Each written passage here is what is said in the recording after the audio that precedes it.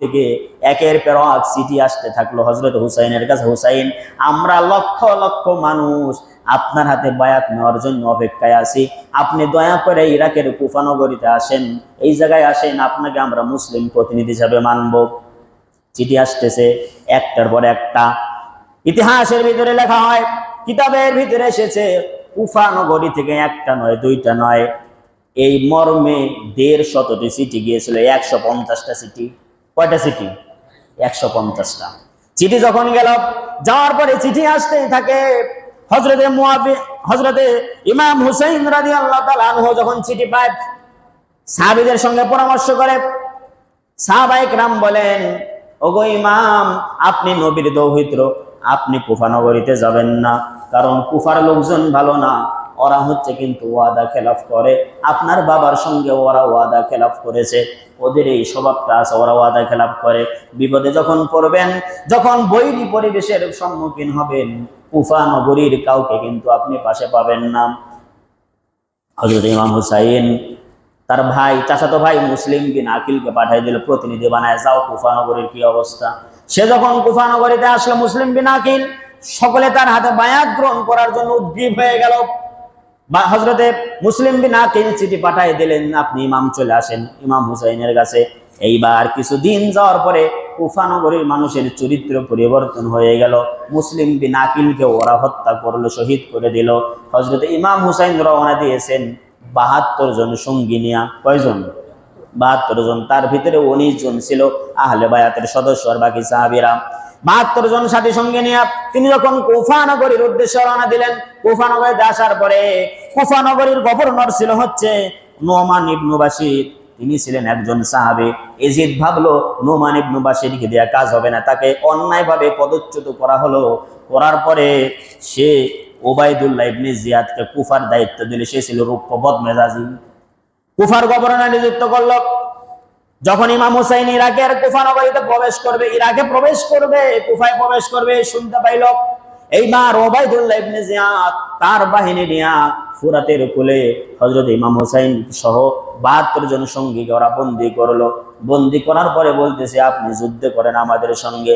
হযরত ইমাম হুসাইন বলেন, আমি তোমাদের সঙ্গে যুদ্ধ করতে আসি নাই, যুদ্ধের জন্য সেনাবাহিনীও আনি নাই, যুদ্ধের সরঞ্জামাদিও আনি নাই, আমি তো এসেছি তোমাদের সঙ্গে পরামর্শ করতে, বসতে, আলোচনা করতে। তোমরা চিঠি পাঠিয়েছো, বারবার বলেছো, তাই আমি এসেছি, আমি স্বেচ্ছায় তো আসি নাই। তারা কোনো কথা শুনে না। হযরত ইমাম হুসাইন বললেন, আমার পক্ষ থেকে তোমাদের সঙ্গে পরামর্শ 3টা। 1 নম্বর, হয় তোমরা আমাকে আমার জায়গায় ফেরত যেতে দাও, মক্কায় যেতে দাও, ওখানে গিয়ে আমি আল্লাহর ইবাদত করি। 2 নম্বর, তোমরা যদি যেতে না দাও তাহলে আমাকে সীমান্ত কোনো জায়গায় পাঠায় দাও, সীমান্তে গিয়া আমরা হচ্ছে কাফের মুশরিকদের সঙ্গে যুদ্ধ করি। 3 নম্বর, এইটাও যদি তোমরা করতে না যাও তাহলে তোমরা আমাকে ইয়াজিদের কাছে নিয়ে যাও। আমার ভাই হাসান যেমনি ভাবে মুয়াবিয়া রাদিয়াল্লাহু তাআলা আনহুর সঙ্গে বোঝাপড়া করে একাত্মতা ঘোষণা করেছিল, আমিও ইয়াজিদের সঙ্গে বোঝাপড়া করে পরামর্শ করে একাত্মতা ঘোষণা করব। ওবায়দুল্লাহ ইবনে জিয়াদ প্রথমে রাজি ছিল। এরপরে তার একজন সেনাপতি, তার একজন সহচর সীমার তার নাম, সে বলতেছে, ওবায়দুল্লাহ, তুমি যদি আজকে হুসাইনকে বাগে পেয়ে যদি তাকে ছেড়ে দাও তাহলে তোমার পদোন্নতির সমস্ত দরজা বন্ধ হয়ে যাবে। লক্ষ্য করেন যুদ্ধ কোথা থেকে হয়। তোমার পদোন্নতির সমস্ত দরজা বন্ধ হয়ে যাবে, তুমি যে পদে আছো জীবনের পদে আসতে পারবে না। হুসাইন যদি একবার ইয়াজিদের কাছে যায় তাহলে তোমার চাইতে মর্যাদা হুসাইনের ইয়াজিদের কাছে কিন্তু বেশি হয়ে যাবে। সুতরাং ইয়াজিদকে এখান থেকে ছাড়া যাবে না, ইয়াজিদকে এখানে তোমাকে হত্যা করতে হবে। ওবায়দুল্লাহ ইবনে জিয়াদ দুনিয়ার লোভে, ক্ষমতার মোহে ইয়াজিদের সঙ্গে যুদ্ধে লিপ্ত হয়ে গেল। অনেক লম্বা চওড়া ইতিহাস। আমার বন্ধুগণ, ইমাম হুসাইনকে তারা ঘেরাও করে ফেলে দিল। যে তাঁবুতে ছিল তাঁবু ঘেরাও করলো। তাঁবু ঘেরাও করার পরে এইবার যুদ্ধের জন্য 9 মুহররমের দিন তারা ফুরাতের কোলে দাজলা নদী, যেই নদী আছে ওই নদীর পানি তারা বন্ধ করে দিল। পানি বন্ধ করে দেয়, পানি ভিতরে আসতে দেয় না, পানি ব্যবহার করতেও দেয় না। ইমাম হুসাইন ওখানে গেলেন, এক ছোট্ট বাচ্চা নিয়ে বললেন, ও রাসূলুল্লাহর সাহাবীরা, এই যে দেখো আমার হাতে, এটা হচ্ছে রাসূলুল্লাহর আওলাদ, তোমরা 1 ফোঁটা পানি পান করার তোমরা অনুমতি দাও। কিয়ামতের ময়দানে আমার নানার সঙ্গে হাউজে কাউসারের পানি তোমরা কিভাবে পান করবা? আজকে নবী পরিবারদেরকে তোমরা এই ফুরাতের কুল থেকে পানি নিতে তোমরা দাও না। ইমাম হুসাইনের কোনো কথা শুনলো না, তীর মারলো, ছোট্ট 6 মাসের বাচ্চাটাও মরে গেল। এইবার ইমাম হুসাইন উটের পৃষ্ঠে চড়ে বললেন, একটা ভাষণ দিলেন। ভাষণ দেওয়ার পরে বলতেছে, আমি হুসাইন রাসূলুল্লাহর নাতি, আমার পিতার নাম আলী ইবনে তালেব, আমার চাচার নাম জাফর ইবনে আবি তালেব। আমি সাধারণ কোনো বংশের লোক নই, আমি হলাম জান্নাতের সমস্ত যুবকদের সর্দার।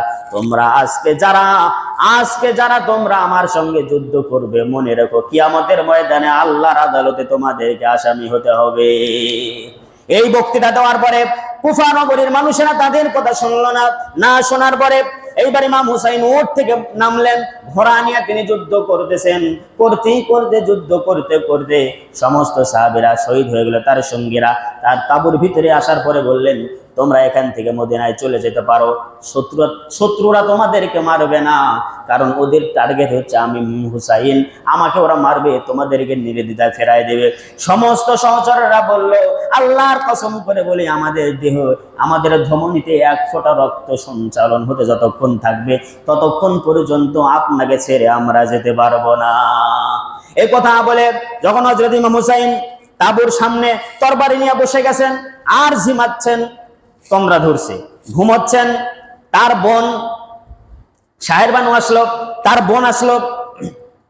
বোন আসার পরে ইমাম হুসাইনকে বলতেছেন, শত্রুরা তাঁবু ঘেরাও করেছে। হযরত ইমাম হুসাইন চোখ খুললেন, খোলার পরে আবার তিনি ঘুমিয়ে পড়লেন। তন্দ্রায় ধরছে আর কি, তরবারি আছে ওই নিজ জায়গায়।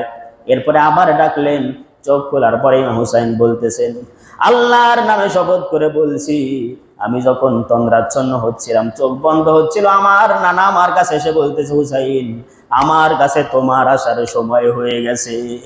একথা বলার সঙ্গে সঙ্গে ইমাম হুসাইন বুঝলেন আমার শাহাদাত হয়ে যাবে। এইবার রক্তাক্ত যুদ্ধ শুরু হয়েছে।